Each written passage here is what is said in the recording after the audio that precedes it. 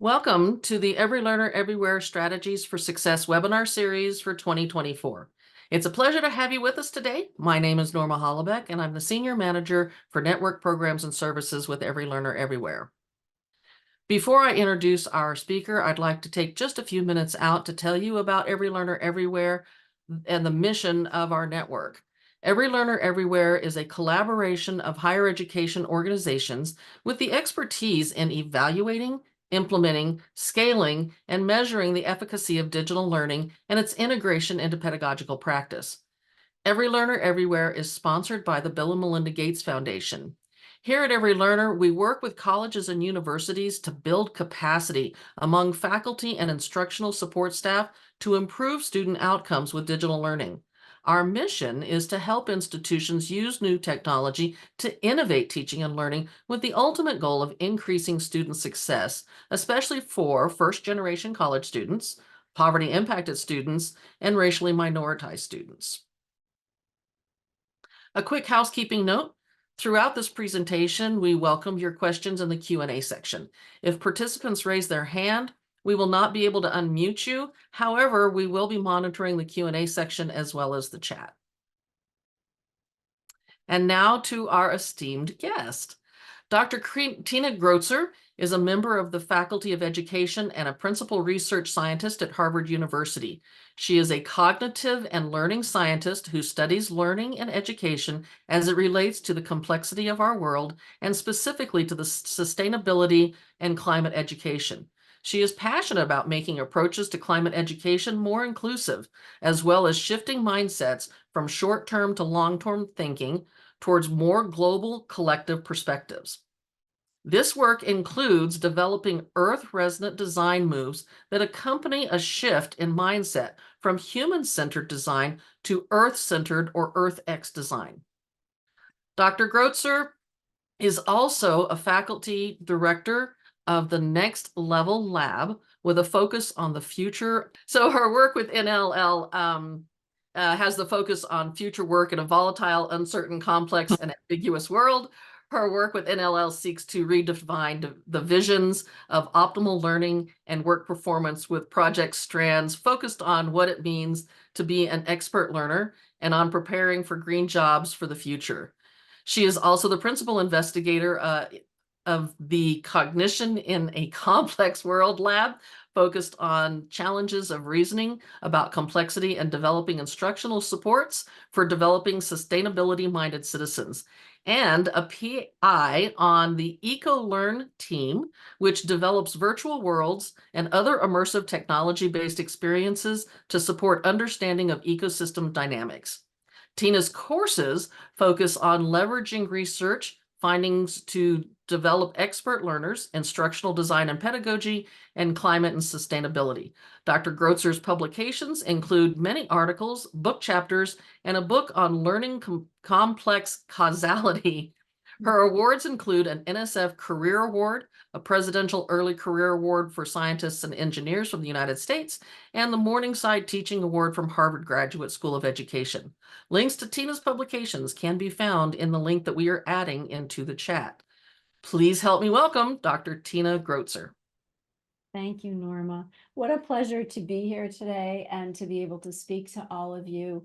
I am especially appreciative when teachers take time out of their day to talk about climate and how to teach and engage learners in thinking about our changing climate. And the one thing that I'll add about my background is that I spent the first 15 years of my career in the classroom. And so I have deep appreciation for the work that you do and how challenging it can be. So when I think about the climate and our changing climate, there are a number of things that I keep in mind in terms of the science, just from a broad perspective. And, this includes the really important understanding that human beings are becoming a large enough force in planetary dynamics that we are shifting our climate. And that is why it's called the Anthropocene, constituted of both human and recent. I also try to keep in mind with humility that humans need the earth, but the earth does not need us. So that's just really important to be keeping front and center in our minds. And, the fact that we're living on a planet that is habitable in the way that our planet is a rare confluence of events. We have enough free oxygen in the atmosphere and enough carbon so that our climate is stable and moderate. It's warm enough so that we can survive, but not, and not too cold either. So some carbon in the atmosphere is very important. It's not that we don't need carbon, we need the right amount. The other idea is that, it's a complex, dynamic, and interacting system. And I'd love to think that we were really, really good at thinking about those things. But as the research will bear out, and I will share with you, we're not so good at thinking about those things. And finally, we really need more than just the ability to think in certain ways. We need sensitivity to occasions to think and reason in particular ways. We need the understandings and the ability. We also need inclination. I would add that to that sentence, to be able to live together on a small blue planet. So the other big puzzle for us is that, the responsibility for this crisis, and it truly is a crisis, isn't shared across the world's populations or generations. And so, as we look at what's happening and we see the consequences disproportionately impacting the most vulnerable, it's really, really troubling. This is a picture of people in Bhutan who are literally changing the pathway of the glacial melt, so that they don't have what they call a lake burst that comes down at a certain time and floods their village, but still supplies them with the water they need. And then, we look at classrooms around the world and in the US being interrupted by changing climate, and, more extremes in terms of our climate. So teachers are a really important resource for us. You are on the front lines of this changing world. And, often as teachers, we adopt the long view. And even though this is an imminent crisis, it's also one that requires us to adopt a long view, because we need to raise a generation of citizens, thinkers, and learners who actually know how to live in a changed climate, in a different kind of world. And we need to do that despite the fact that they may not feel so positively towards the generations that have come before them who haven't done enough to address this climate, this crisis. So when we talk about educating all learners and thinking across the curriculum, climate change is a really, really important topic to come at from different perspectives. When we look at climate, the crisis involves issues of social justice and equity, medical and mental health issues. There are legal issues, economic issues. There's issues around innovation, science, design, and technology. So it isn't just a science issue. There are many, many places across the curriculum where we can engage learners and need to be helping them figure out how to live in a new and different world. So I'm going to talk about 10 points today that come out of the work that I've done and the work that others have done, and just give you a sense of how each interacts with creating curriculum that really addresses the needs of all learners. The first is that you should teach the science, but recognize that it is not enough. Don't take away the complexity, and I'll talk about what that means. Focus on authentic problems because they're rich and there are ways for kids to come into them, and I'll show some examples. Create curriculum with a low floor and a high ceiling. We want everyone to find a place in the curriculum, a way to come into it. Use every opportunity across the curriculum. Design for interdisciplinary curriculum. Hold space for mental health. So we'll talk a little bit about that. Shift learner mindsets towards the collectivity of beings on planet Earth. We're not always so very good at that. Embrace multiple ways of knowing and learn with humility from cultures that embody sustainable ways of living in relation to the Earth. And then, finally, rethink the fundamentals of how we design, innovate, and help learners to do so too.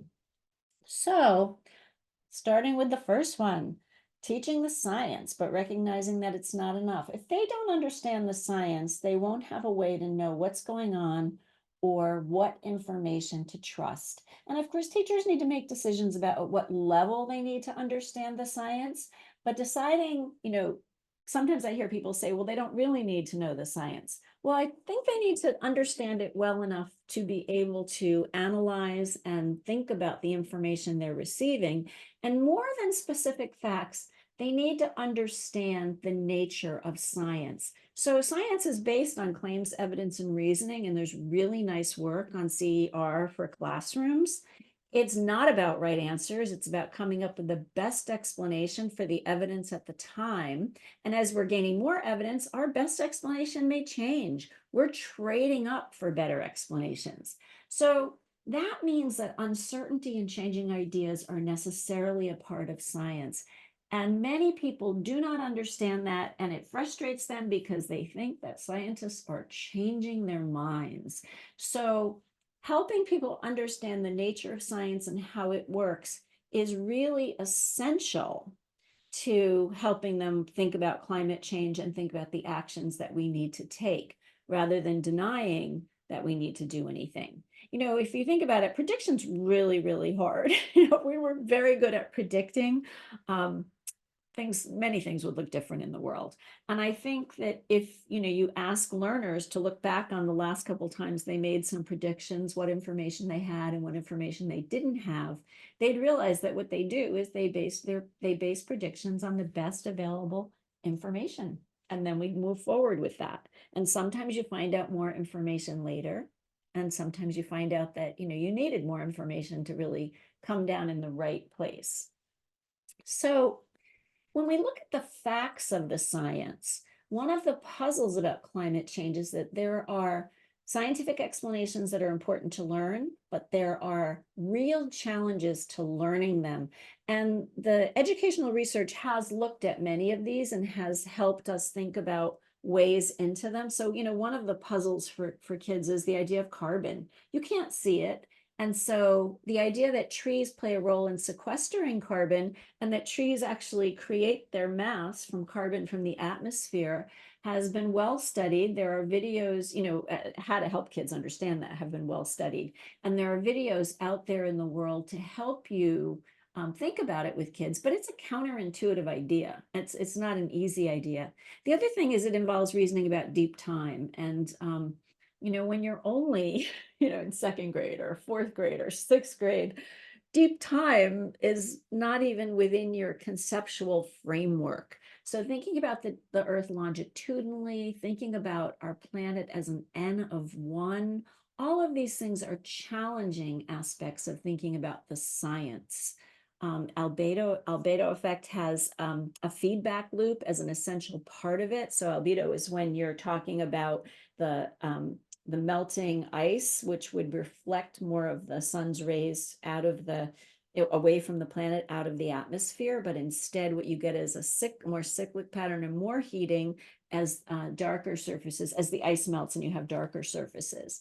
And then, the idea that some greenhouse gases actually are needed to keep our planet warm enough to be habitable, but that too much leads to overheating. So there's no simple, it's this or that. It's really about balance. And then there's a lot of complex concepts that feed into the larger construct of climate change. So teaching the science is not easy, but there is good information out there to help you think about it.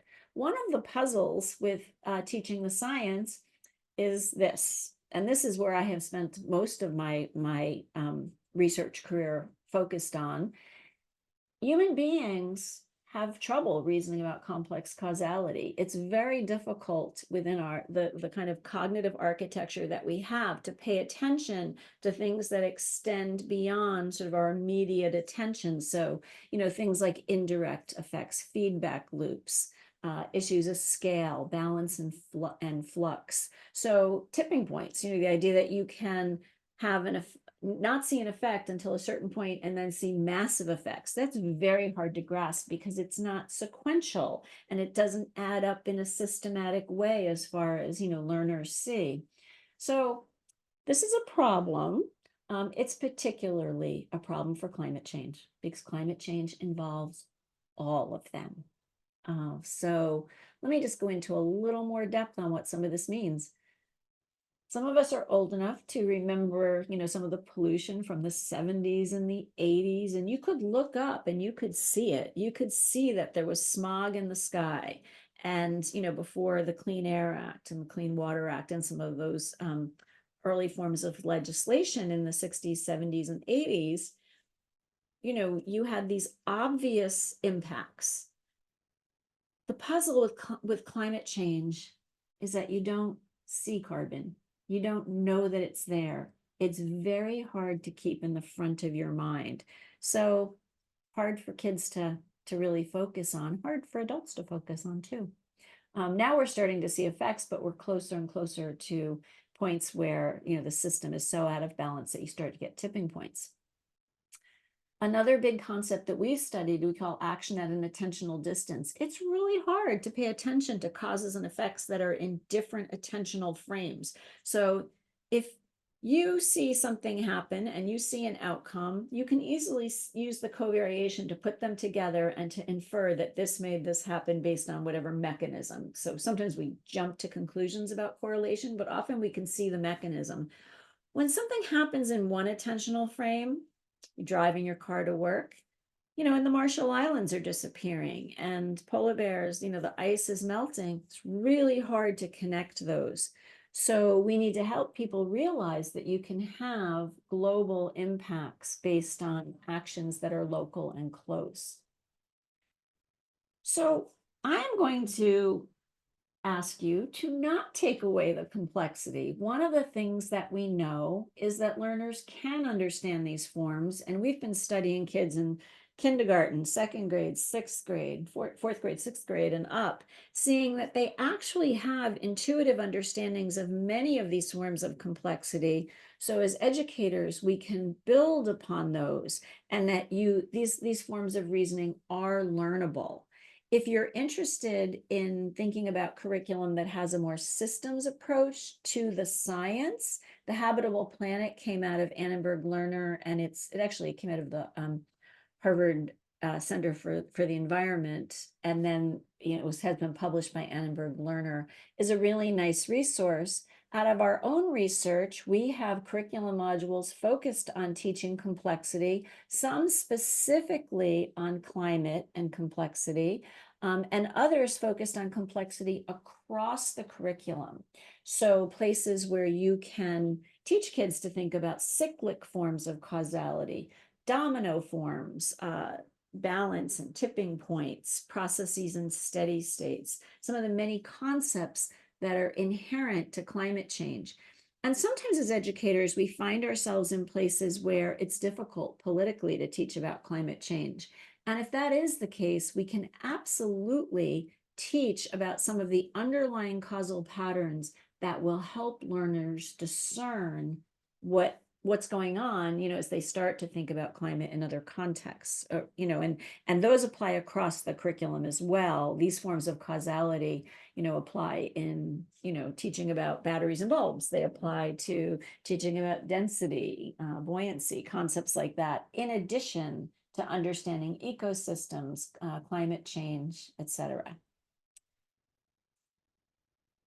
The other thing that's really important when thinking about climate and thinking about it from an interdisciplinary perspective is that if you engage in authentic problems, they are often inherently interdisciplinary. There are ways to come into them that, you can chart a path from all different disciplines.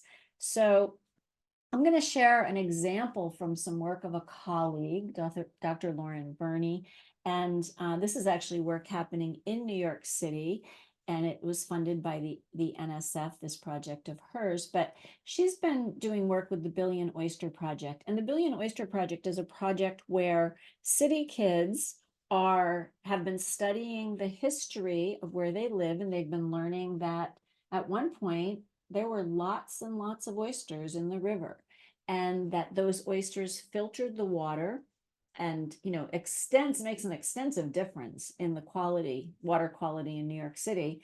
But they were also used in the restaurants in the city and in the oyster market. So they were part of the economic structure of the city. So the kids have been growing oysters, and they've been growing little tiny baby oysters. They've been graphing them, charting out how big they get. They're pretty excited when they see that their oysters are, getting bigger and bigger, and look how much bigger. And I grew this, and I'm contributing to this large effect. So all of these individual actions of growing oysters has an emergent outcome, because together their oysters are being, put back into the river, and they're filtering the river and are becoming part of the economic engine for the restaurants. And they are changing the water quality in the river. So here's, an opportunity to do many of the things you see in the science standards: the graphing, the observing, the documenting, drawing, the math involved. So, and it's a real authentic project. And there is a video at that link for people who are interested. Another project I want to tell you about is some work that we've been doing as part of our EcoLearn projects. So there's actually 4 of them. I'm going to tell you a little bit about EcoXPT. It grew out of EcoMove. So this is a virtual world that we created that learners come into. And unlike some problem-based learning, we don't start with a problem. We just have the kids explore. And they start moving around in the world. The kids using this are usually anywhere from 4th grade to about 10th grade, but I've seen adults use it and enjoy it. So it gets flexible in that way. And they move about in this space. And while they're moving about, they start finding different animals, collecting information in a field guide. Then they start learning about some of the organisms. They start learning about some of the tools at the bottom of the screen that you see there. So there's an opportunity to go, down underwater and look at things. You can take the camera and you can capture different organisms. But essentially, as they're wandering around, they notice a problem. They notice that there are many fish that have died, and they start trying to solve this problem. And, there's an explanation here as to what's happened, but for the kids, they've got to find it. So you've got this complex eutrophication scenario in the background, but to them, they've got to use various tools and graphs to start to see the problem and to see what's going on. So they collect data using the various tools. They can see correlational patterns. They can graph data. They also have a lot of supporting structure to see things that we often miss. So we might miss changes that are very subtle, but in EcoXPT, they can actually time travel back and forth. They learn a lot about how their minds work and how we miss things if they're not sort of big and they don't grab our attention, right? They can measure and take measurements of water quality and monitor the health of the environment. They also have access to various experimental tools, both in the virtual world and out in a little lab building that's in the world. So ones that take place right in the world itself. So kids engage with this, they explore, they collect data, they start to construct explanations, they have a concept map where they collect and try to make sense of the information that they see, and they engage in claims, evidence, and reasoning. So they're putting their explanation together in terms of making a claim, finding evidence for it, and coming up with the best explanation. And EcoXPT encourages kids not to jump to conclusions. It encourages kids not to look for a right answer, but instead to really think about what are the possible answers and what's the best explanation based on the evidence that you have. It also creates a window into some of these forms of causality that are otherwise hard to grasp. So there are spatial gaps between causes and effects in EcoXPT, and they get to experience that and then talk about it. There are non-obvious causes. There's a little microscope tool that's in a submarine that goes down in the pond, and they can see things at different levels of zoom, and they start to notice that, there's something going on with the bacteria. They learn about phosphates and nitrates. They learn how variables that they cannot see impact the ecosystem? I do see a raised hand, but I'm not sure that I can answer that right now, but perhaps someone on the back end can answer that. They also, because they can time travel, they can see these changes over time that they otherwise might not see because it's not a big event. Instead, it's something that slowly happened over time, but it's the time traveling that lets them do that. So EcoXPT has a number of supporting thinking moves, deep seeing, evidence seeking, pattern seeking, analyzing causality, constructing explanations, and building a body of evidence. And while this work is very much focused on understanding an ecosystem, it's completely relevant to learning about climate change. Each of these thinking moves relates to the kinds of things that we need to be thinking about as we think about the changes happening to our planet and how to help kids build understandings of them and be able to explain those to others. EcoXPT is actually a free download for teachers. It was NSF supported. It was built with early funding from the Institute for Education Sciences at the federal government, at the DOE for EcoMove, and then later the National Science Foundation. So it's available, it can be downloaded, and everything you need to do it is there. So the next thing I'm going to encourage you to think about as teachers is creating curriculum with a low floor and a high ceiling. So why is this so important? Well, I'm sure you all have a range of learners in your classroom, and you want to find places for all of those kids to engage and to be challenged at a level that's appropriate for them. So a lot of authentic curriculum has a space for all learners because you can answer these questions at different levels. So EcoXPT is an example of that. You come into it and you can create an explanation about what's going on in the ecosystem at one level, and then other kids might get lots of other details that you may or may not have found. But everyone does come up with an explanation, and then they compare their explanations to see what they can learn from each other. These kinds of problems work very well at the center of interdisciplinary units because you have an authentic problem and lots of ways into it. And some of them have this unfolding feature to them, kind of like peeling back the layers of an onion.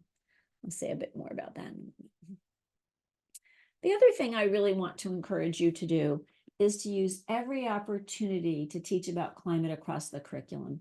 So, these are examples from the arts and literature that can lead to really interesting conversations, can be quite powerful. The Follow the Leaders piece by Isaac Cordell was part of an exhibit that a colleague, did on slow violence. And it was, it's one of those things that makes you kind of stop and say, wait a minute, what's happening here? Why are they standing there? Why is this, this group of people standing there as they literally are covered by the water?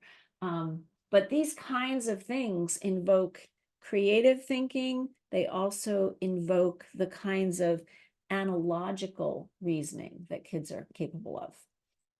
So that was, work that Rob Nixon had done. So climate, if you teach it across the curriculum, you can invite both critical and creative thinking. So the power of narrative, very, very powerful. People, start to connect to the experiences of the people in the narrative. These can be some of our most compelling ways to pull people into thinking about climate change. And I think, as you see increasingly the effects of climate change, more and more people are starting to tell their stories to the news. More people are starting to understand why it matters so much that, these people, there are people like them and people who are different from them, and they get to know, yes, stories over stats. We are human beings, and we, as much as the statistical information is important, narratives are what drive our emotional, we're embodied beings, embodied minds. And so having those emotional ways in to thinking about concepts. You can always go to the statistics and look at those too, but the stories are what draw many people in. Um, so the other thing, as you're thinking about the arts, often there are action-oriented projects that are interdisciplinary. There are, ways that people can become activists in sharing arts and actions and sort of ways of communicating to others through their arts, through, public works of art, et cetera, like the one on the first slide. I think the other thing too is that it's really important to realize that there's often embedded assumptions in the curriculum. And often they relate to unsustainable progress, development, and economic systems. I say this, I don't have a piece on gaming for the planet in this talk, but I will say that it connects to the concept of gaming for the planet, because so often games have embedded assumptions like, in Minecraft, you're building, building, building, building. I love Minecraft for many of the things that you can learn from it. There's a lot of math skills that transfer really beautifully there. But at the same time, is that sustainable progress? Is that a kind of conception that we want kids to identify as good? There's also, things like years ago, the SimCity series, those same thing. It's all about progress is building, knocking things down. So when you design for interdisciplinary curriculum, think about what can be at the center of that. One is this idea of socio-scientific issues. They're everywhere. So this is an example that was on NPR's Reveal program recently. Copake residents, Copake, New York, are resisting the development of a wind farm on old farmland. And so this is a really interesting case because the people proposing the solar farm thought it was a great idea.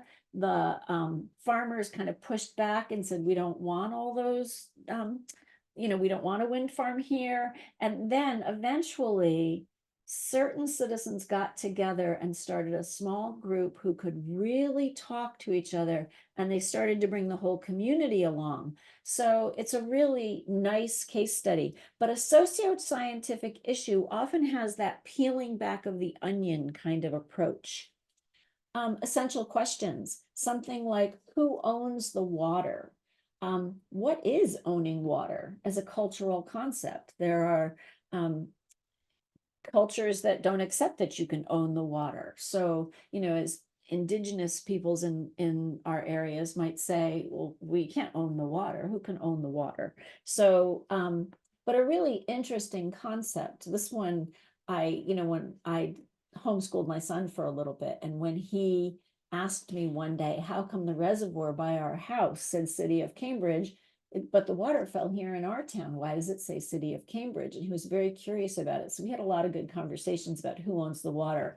But this can become an essential question for an entire unit. And then you can have problem-based learning like EcoXPT, like the Billion Oyster Project at the center of interdisciplinary curriculum. So when we think about interdisciplinary curriculum and design, one of the really important things is to think about the disciplines as lenses in on the problem space instead of fences that kind of divide the content. So think about how they can add ways of perceiving it. This is a quote from my colleagues, Howard Gardner and Veronica Boyksman-Cilia. And one of the things I do often with my students is I have them start with an essential question in the middle, like who owns the water, and then think about different lenses. So it doesn't have to be those lenses that I have there. It might be, other kinds of roles or lenses, an activist, maybe a politician, maybe a journalist. So, what other roles might you fill in? What roles are a good choice for looking at this particular issue? So socio-scientific cases, there's a lot of information out there on them, or I don't know if I should say a lot, but increasingly there's research on using socio-scientific cases. Troy Sadler is a researcher who's done quite a bit on using these cases at the center of reasoning about climate change. And the idea here is that you're not only teaching, what's going on with the problem, you're actually integrating information on ethical competence and perspective taking, thinking about others' perspectives and emotions, etc. So it also lets you really look at some of the diving in deeper and deeper, so you can get to root causes of issues and problems. And sometimes that invites us to talk about disinformation. And that's really important because, kids need to have a way of discerning whether information is trustworthy or not. And if not, what to do about it. So mental health, holding space for mental health. So we want action because we know that engaging in action around climate helps support resilience in learners and young people. However, we also need to realize that, despair and inaction and hope in action are they have a complex relationship with each other. And, hope is a fairly complicated concept. There's different types of hope. There's hope that ignores that anything's happening. So, sort of, I think of sort of being like an ostrich, kind of like pretend it isn't going on. Or there's hope that's, maybe more pessimistic than it needs to be. But, you know, the next generation really has to be able to live in a way that's healthy on the planet. But when you're holding this existential threat, that's hard. Um, so, whatever you do around climate, make sure that you have a space for kids to talk about how they're feeling, to sort of have a safe space that they can reach out to you at any time, that they can help each other with hope. When I saw the piece on Elmo reaching out this week and all the responses Elmo got, sometimes you don't know what's going to come back until you create the space for it to happen. One of the concepts that our lab is working on is a concept of regenerative hope. So regenerative hope is when hope renews upon itself. We have two pieces, one about critical hope, which is more focused on a constructive hope that's bounded in the climate crisis realities. And the other one is this idea of regenerative hope. And those are on our website. And it's there because you're educators, so this is like, who else would understand this better? Educators come to work every day with a sense of regenerative hope. When things don't go well one day, you hope, again the next day, and you keep hoping and hoping to make things better for your students. And you see people in positions where hope has to be regenerative. And I think that's what we need for the climate crisis. So the eighth big idea I want to share with you is the importance of shifting learner mindsets towards the collectivity of beings on planet Earth. And this is hard when you're in your own little corner of the planet, thinking about the things that happen there. But I was fortunate enough to hear Dr. Jill Tarter speak a number of years ago. And she was the chair of the Search for Extraterrestrial Intelligence group that was doing the center that was doing research on this. And one of the things she talked about was the importance of thinking like an earthling. We think a lot about the things that divide us, but if we compare ourselves to, what's out there on other worlds, we're more alike than we're different. We are one species. And she talked about that. And she talked about the need to think like you're an earthling. So we have a paper that we wrote about that, looking at some of the research on understanding collectivity. But thinking like an earthling is a really important aspect of what I hope the next generation will be able to do. And some cultures come to this more easily. They have, or more, I won't say easily, but it's embedded in their culture to think about collectivity. So Ubuntu is a concept from the African nation on I am because we are, sort of the importance of the group or community to others. And there are a number of concepts in various parts of the African continent related to the importance of interdependence and relationships. And you also see that in indigenous populations elsewhere. So I want to mention, I'm looking at time here, and I want to mention 3 climate activities related to thinking like an earthling that you can engage learners in that invite critical and creative thinking, active and deep processing across the curriculum. And the first one is about analogical reasoning about global collectivity. I'm going to talk a little bit about designing for moral musical chairs, and I'm going to share something on earth resonant design modes. And so sometimes we think, the only way into thinking about climate change is talking about climate change or talking about the science. So there's a film that I show students, and let me just show you some of it, but it's available online, and it's a silent film. It has a little bit of music, but I'm going to share just a teeny bit, and then I'm going to skip to a condensed version of it, given time. But it's a film that I asked them to reason about analogically in relation to climate. The film is called Balance, and I think you'll just be able to hear it. I'm going to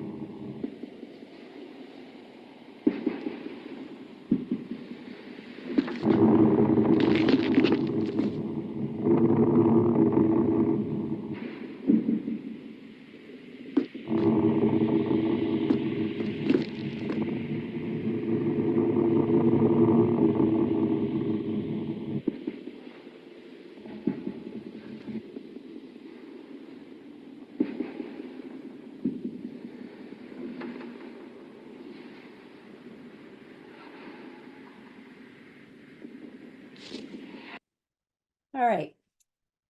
So in this film, that's just to give you a sense of the feel of it. It goes on for about 8 minutes, but they begin to put out fishing lines. And at some point, one of them, so you see them, this one on their platform with fishing lines, one of them pulls up a box and it plays music. And as the film goes on, you observe them having an interest in this, but the box will move to whoever is manipulating the balance of the planet the most. And so they're moving back and forth, and they're trying to get the box to come to them. And students have an interesting time thinking about that in terms of resources and who has resources. And you see some of them cooperating and working together to maintain the balance of the platform, but also to, they have to step away from the box in order to not have the platform tip. But as the video goes on, eventually they start fighting about it. And they literally push each other off the platform.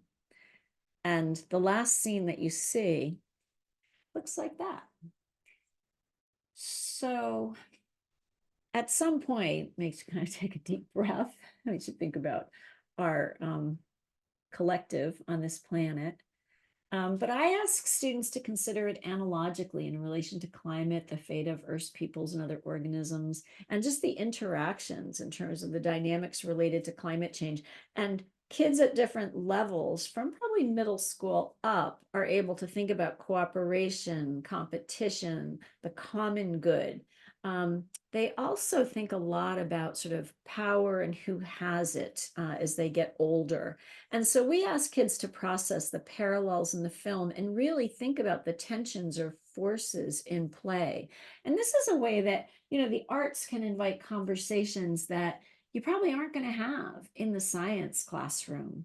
And it really gets kids actively processing it and arguing about it. And then, of course, looking for other video and films that have similar kinds of messages, because that's when you get good transfer, when they start to extract those deep tensions and principles and look forward.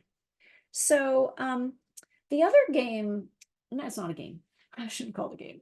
The other activity that we engage kids in is something called moral musical chairs. And this goes back to my earliest days at Harvard when I worked with Professor Lawrence Kohlberg, who used this he would offer moral dilemmas and then see how people reasoned about it.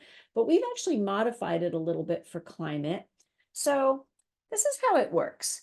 So in moral musical chairs, learners are considering what perspectives might relate to a certain situation. And, these we would be specifically focused on climate. They gather information about each and they try to be mindful of their own perspectives and lenses, which can be hard to set aside. And then they play moral musical chairs. It's different than musical chairs in that you don't take a chair away. Everybody has a chair. They just don't know which chair they're going to inhabit. And that's important. It's called the veil of ignorance. And it basically says, you could be anybody in this situation. So how are you going to reason? How are you going to think about the situation? And what typically happens is that you have to reason in favor of the least empowered voices in the conversation because the idea is you could be them. Now that's taking, empathy and kind of turning it on its head because you have to imagine that you could be that person. It's creating empathy, but it's also saying, through our own selfishness, we develop empathy. Maybe that's true. But it does give them a chance to really embody and become part of and explore different perspectives. And often they find they need more information. And as part of it, they go back and they do more research. So, they might be asking questions like, what is my lens in contrast to others? What are some dominant and silenced voices? What other perspectives should we be bringing? Can we adopt other lenses to view particular situations? And what if I step out of my own stance? What might I do if I didn't know which role in the complex situation I would inhabit? So, the picture there is a picture from COP 2018, and that's the government of Maldives basically saying, get on it, guys, or we're going to be underwater. One could see doing a moral musical chairs activity around this. And we have done this around all different kinds of issues connected to climate. So, and often what I do is I actually engage the kids in planning the conversation. Sometimes teachers want to plan the conversation with them, but I think there's a value to having them think about whose voices are not at the table. So the ninth big idea here is embracing multiple ways of knowing and learning with humility from cultures that embody sustainable ways of living in relation to Earth. And there are cultures that do much more of that than others. And so bringing these forms of wisdom to bear can be a really important way to both understand other cultures, but also learn from them with humility. There are nice resources out there. So there's a nice set of resources from the North Dakota Native American Essential Understandings Program, the teachings of our elders, and they talk about the sacred relationships related to Earth. There's also a really nice body of research around work around two-eyed seeing from the Mi'kmaq people, and their elder Albert Marshall talks about looking through the eyes of science and looking through the eyes that they bring in their indigenous perspectives. So the last big idea that I want to share, and I'm actually going to cut this one a little short, only because I want to be able to share the big ideas with you and then have time for questions. But we are working right now on something called EarthX design. And the reason we're doing this is because when people usually think about design thinking, they think about these things and they think about human-centered design and putting humans in the middle. And good things have come out of this work, really good things. We have things that are better designed for people. We have things that, people who are differently abled or have, physical impairments have been able to live better in the world because of the wonderful work coming out of IDEO and the Stanford Design School.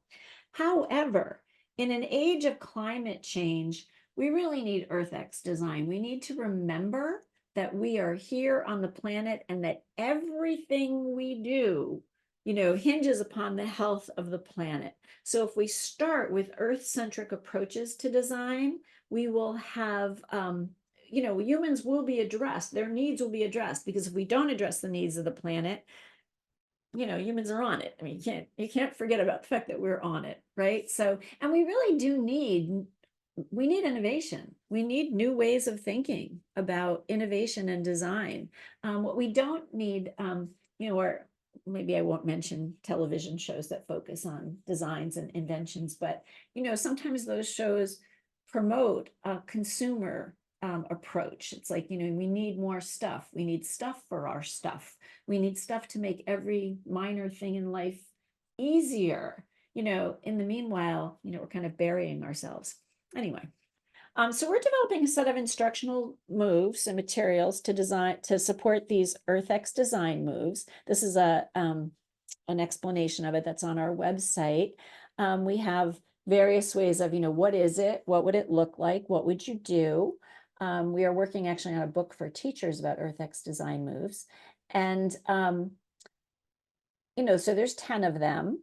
And, very briefly, some of the things in the EarthX design work are not brand new. People have mimicked nature and engaged in biomimicry for a long time. We see it in, some building design, learning from the termites.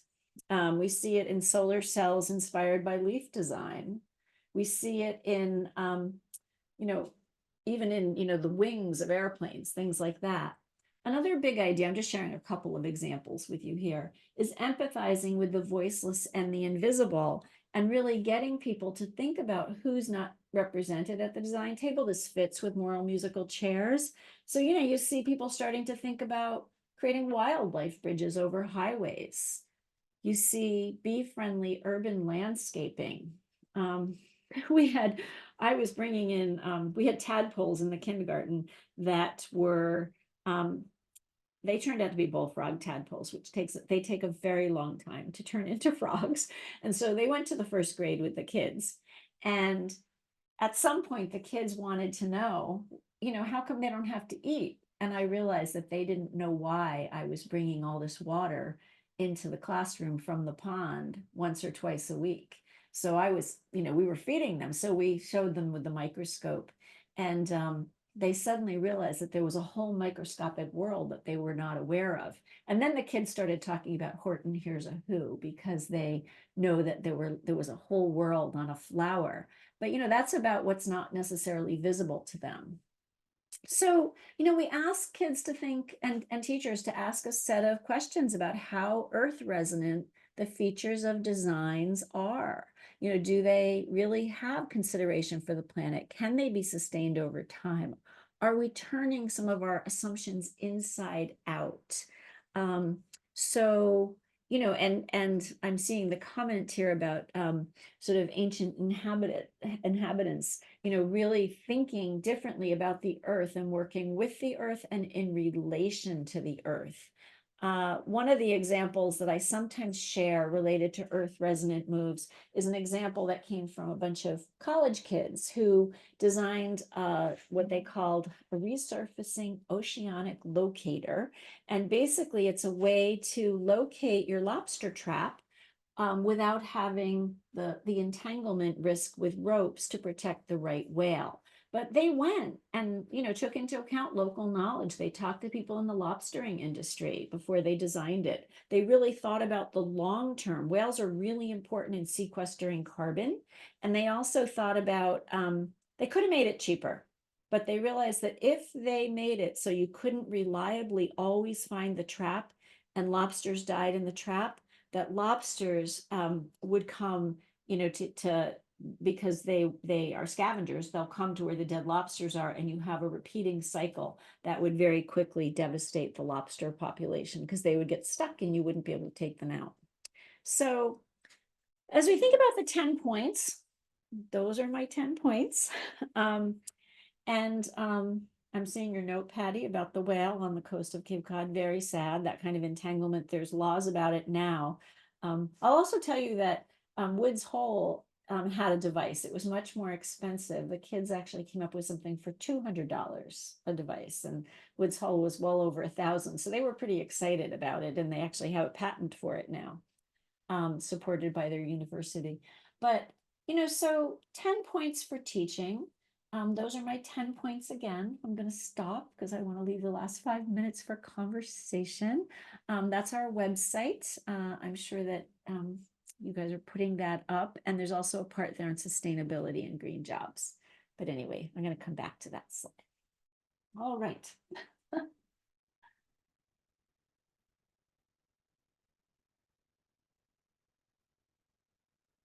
Thank you so much, Tina. We do have a few questions from our audience, and I'm going to try to pull a couple of them together. They have a common theme here. You and Patty and I were talking before the session started about how UC San Diego looks like they're going to start requiring climate change for a graduation requirement. And there's been questions in the Q&A about how can we keep that momentum going from the K-12 world. We can really get to those kids when they're in pre-K and kindergarten and fourth grade and 10th or 11th grade, but how do we keep that going into the college realm and really help to educate our citizens as they're getting ready to go out and start voting and understanding how it's going to impact their neighborhoods and stuff. So what would you suggest? I know that's a really complicated question, but what would you suggest on how we keep it going through not just K through 12, but into higher ed?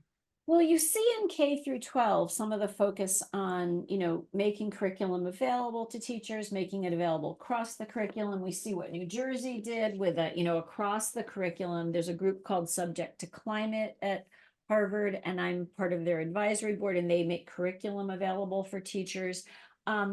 That's great, and that's really important. But I think as you get into college, you're honing your skills for certain kinds of jobs. So one of the reasons I really like this example from the WPI senior project is that these kids are going off to be innovators and inventors. So EarthX design is a really good fit for them.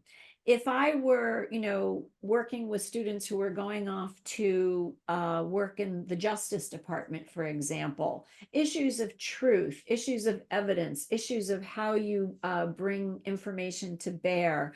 There was a professor working at the law school who was doing work with her students on how do you navigate the changing landscape of laws around climate. What do you protect through incentive? What do you protect through legal means?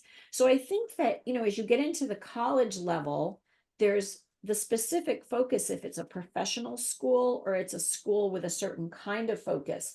For the other schools across the liberal arts, I think helping them to be aware that they can make a difference and the very kinds of things I shared that are interdisciplinary, I think can be helpful to them. But I appreciate the push towards making sure that they continue to care and letting them know how much, they own.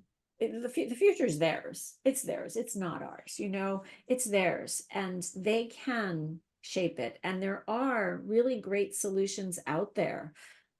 If I can put a plug in for a film, there's a film called 2040 and it takes all different inventions and innovation that is already in existence and looks at what would happen if we used it. So there's great reasons for hope. And I think if we mix that hope with specific possibilities, yeah, Yeah, I don't know. wonderful.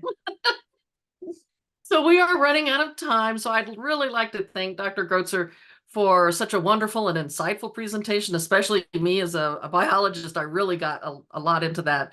For our audience, we ask that you take just a few minutes out to complete our survey for today's presentation using the link that we're putting into the chat for you. And if you've got something else going on immediately after, don't worry, we will send you the link to the survey in the follow-up email that you'll receive tomorrow.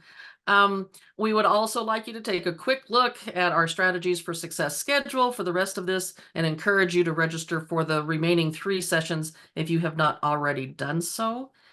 And we would also encourage you to submit a proposal for our upcoming project, the impact of digital learning on minoritized students. That information is also going to be posted in the chat for you to ponder and consider that effort that we're doing. Lastly, besides thanking Dr. Grotzer and thanking our audience, we welcome anybody from this event to reach out to your colleagues as well, and encourage people to visit the Every Learner Everywhere website and our resources page. All of our resources are free to read online or to download. So I would like to thank our guest speaker, Dr. Grotzer. I would like to thank our audience for taking time out to join us for today's webinar. We look forward to seeing you next week for our third webinar in the series, in which Dr. Carrie Diaz-Eaton will discuss her research on what students might need the most out of their math and science education. Have a wonderful day, and thank you very much. Thank you.